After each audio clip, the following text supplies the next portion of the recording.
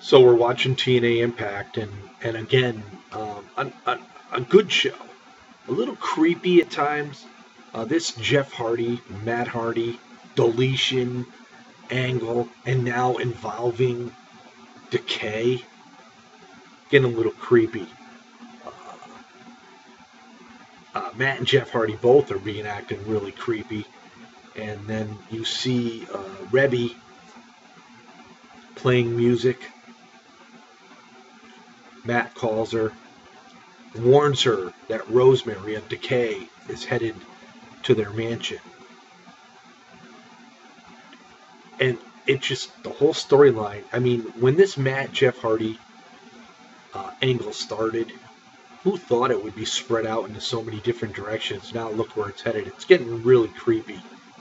Matt Hardy ended up defeating Crazy Steve on Impact in another one of those strange type of matches. But we also were crowned a new X Division champion, and it was ZEMA Ion.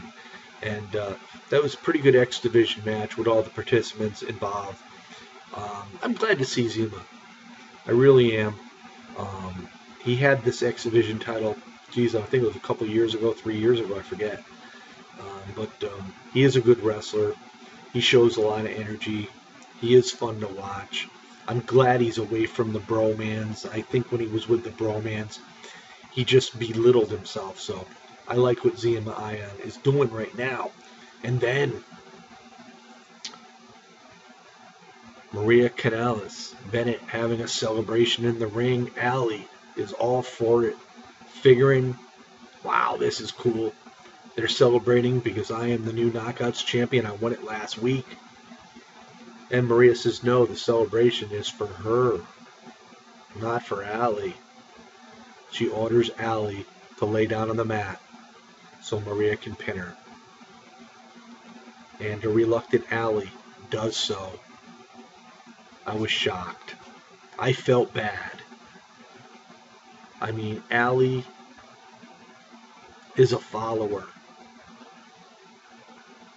And she continued to follow Maria on Thursday night.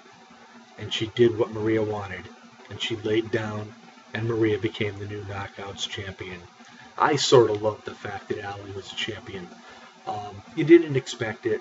But again, with someone that you really don't expect to win, did you really think she was going to hold it for very long? This sets up now for Maria to have the belt at Bound for Glory, and I'm sure she's going to face off with Gail Kim. That's what I think. So, anyway, EC3 had a match with Big Mouth Eli Drake.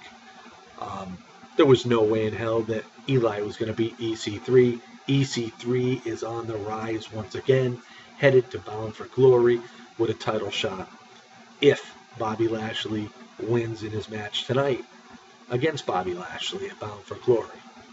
Good match by EC3 and Eli Drake.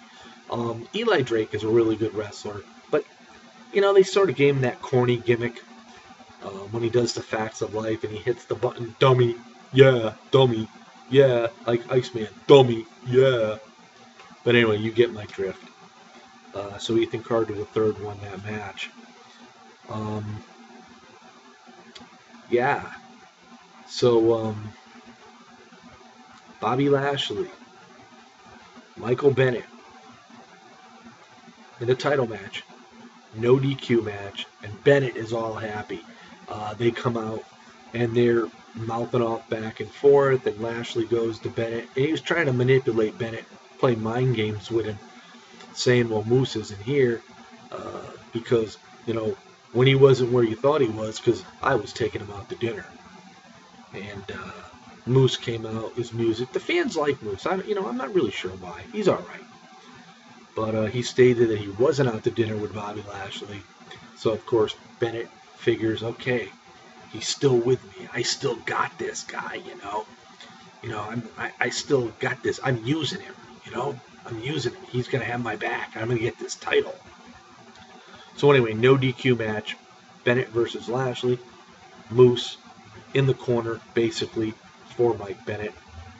And pretty good Pretty good match. I like Mike Bennett. I think he's a really good wrestler, and I love Bobby Lashley now on the mic. I think he's one of in TNA. He is a really good mic worker, and as we all know, he's talented in the ring as well. He has gotten better as he's gotten older. He's learned a lot more, and he's really a very efficient TNA World Heavyweight Champion. But it got to the point where things were getting a little down and dirty, and Bennett figured, this is the time, Moose, bring in that pipe. Let me have that pipe that you were holding on to. And it looks as though Moose was going to hand Bennett that pipe. So Bennett's looking at Moose. Moose is looking at Bennett. He smiles, turns around and leaves. And as he's smiling, Bennett turns around only to get the spear by Bobby Lashley. Lashley gets the pin, retains the title. So I thought overall the show was good. The creepiness of the Hardys and Decay is a little eerie at sorts. But a good show overall. But, you know, with all this being said, you sort of wonder where some of the other stars are sometimes. Like the Bromans. Where are they? Where is Bram? I mean, obviously it's a 2-hour show. And TNA is great having segments. They like to have their segments. There's a lot of airtime for segments. And then their replays, they rehash and whatnot. So overall, pretty good show. The ratings went down this week for TNA, though. I don't think the show was as good as last week. I don't think the ratings went down a real lot, but their position as far as the network being watched, you know, with the top 100, 150 or whatever, however they calculate it, they were like 120 something, I think. I think they were like 110 or something last week, and they were like 100 the week before, or 90 something or whatever. But the shows still deliver. And, you know, nothing personal against Billy Corgan. I just don't think he should be on the air. I just don't think he fits in. But maybe that's a good mix for TNA. Well, you know, I don't know. Who am I? You know, I've just been watching wrestling for 35 years. So what do I know? I don't know nothing. So anyway, there you have it on this Sunday night. This is the Iceman on the Iceman's Return YouTube channel. Peace out, everybody. Enjoy your evening. I'm going to watch a movie called P2 at this point, and we'll see y'all next time. Peace out, everybody.